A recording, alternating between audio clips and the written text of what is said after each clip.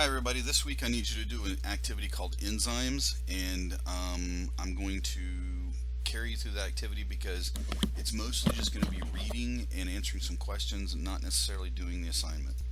Um, it's called enzymes. The objective for the lesson is to conduct an investigation that tests the effectiveness of an enzyme under different conditions. So let's talk about what an enzyme is first. It's been said that without enzymatic action, life couldn't happen, and that's true. And so enzymes are really, really, really important. And I could spend literally hours on this, maybe even days. And before you roll your eyes too much, I'm not going to, but I want you to know that enzymes are very important for a couple of reasons. Let me first tell you what they are. They're a protein. Enzymes are just a type of protein, but they do a very specific job. They do something called catalyze chemical reactions. Now, catalyzing something means that it just makes it easier. Okay, imagine if you had to push, I don't know, a big heavy metal or concrete slab over a concrete slab. I mean, imagine if you had to do that. It'd be hard, right? But now imagine if you could put soap all over that concrete slab and water a little bit and make it all soapy and slippery, then you could push it easier. Well, the soap and the water makes it, the energy required to do it, a lot less. It just makes it happen easier. That's what enzymes do. They catalyze it. Okay, they lower what's called the activation energy for the beginning of any reaction.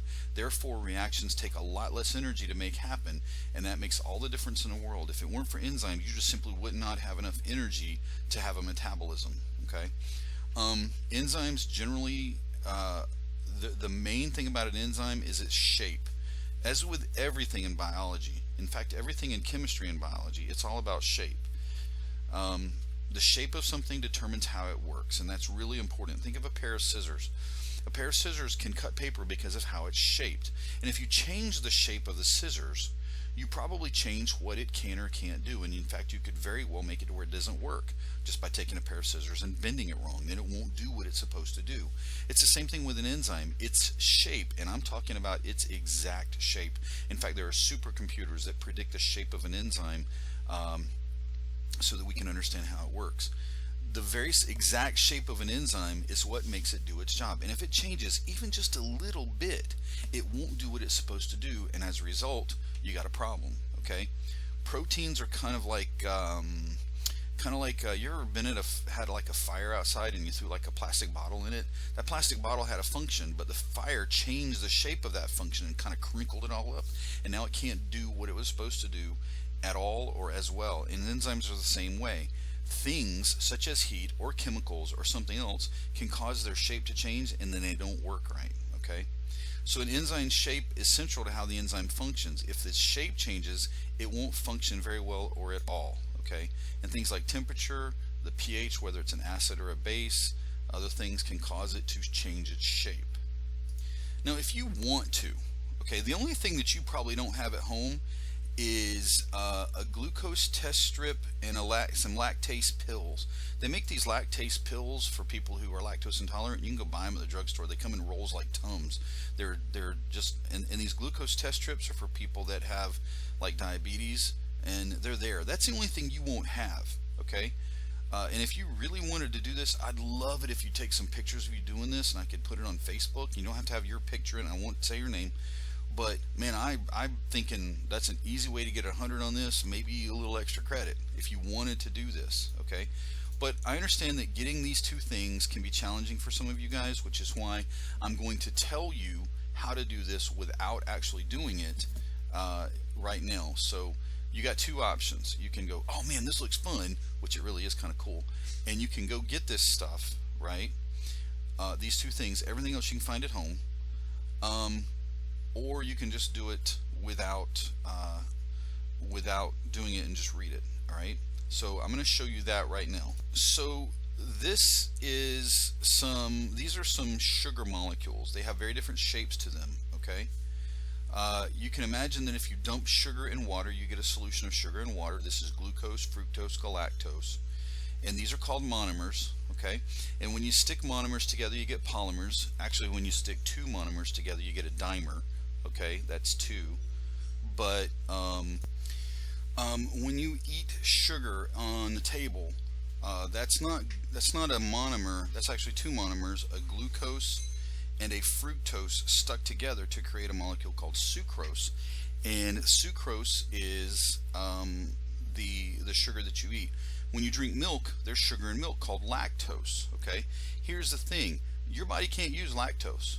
See that little connection right there? It has to break that connection before it can digest and consume the energy found in these two. In this case, it is a galactose and I think a fructose. No, a galactose and a glucose go together to make lactose. All right. But before your body can use the energy in that lactose, it has to break that bond. Same thing right there with sucrose, it has to break that bond. That's where enzymes come in. Okay, your body has a protein that goes in there and acts like a pair of scissors and just snip, cuts that, and then you can use these two monomers. Okay, but there are people who don't make that enzyme. In fact, most people in the world don't make that enzyme, so they can't consume milk. In fact, it makes them kind of their stomach upset. All right, so what I want you guys to do is write in here, don't answer this question, okay? I want you to get in here and I want you to write what I just said. I want you to explain that to me about the enzyme breaking these two apart and why we have to do it. Okay, moving along, question number 2. It asks you to actually do it. I want you to read through. I want you to read through this. Milk and water, milk and lactase, milk and heated lactase. And then I want you to predict, and I know this may seem a little hard, but think about it. If there's just milk and water and you hit it with a glucose test strip, go back up here and look, because you're going to have a test strip that has glucose. Is there glucose in lactose? Yes, but is it really glucose if it's stuck over here? So you go over here and you read it. If there's just milk and water, is there any glucose in it? What do you think would happen? But what if I throw in lactase? Remember what lactase does? It's the enzyme. Remember what I told you that enzymes do? Then I want you to tell me in the solution that has milk and lactase, would you find glucose there? Okay. Well, what if I heat it? And so that's the second one. And on the third one, what if I heated the lactase? Remember what heat does to an enzyme? If I heated the lactase before I put it, or before I tested it, what do you think is going to happen? Will it be able to cut that bond and give me the glucose? So write 1, 2, 3 right here and tell me what you think will happen for all 3 situations. For the third part, it's going to be the same thing. All right, you're going to have 3 test tubes, and I want you to tell me what you think is going to happen in each test tube when you put that glucose test strip in there. Should it show that there's glucose or not, and tell me why. Okay. Part B, tell me, you know what, you can skip part B. Just put in here, just right here, Mr. Thomas said skip. Okay. I want you to do the same thing for number 2. Just say Mr. Thomas said skip, but I want you to answer number 3. You've read about it, kind of pretended in your head what would happen. Now tell me, what happens when I raise the temperature?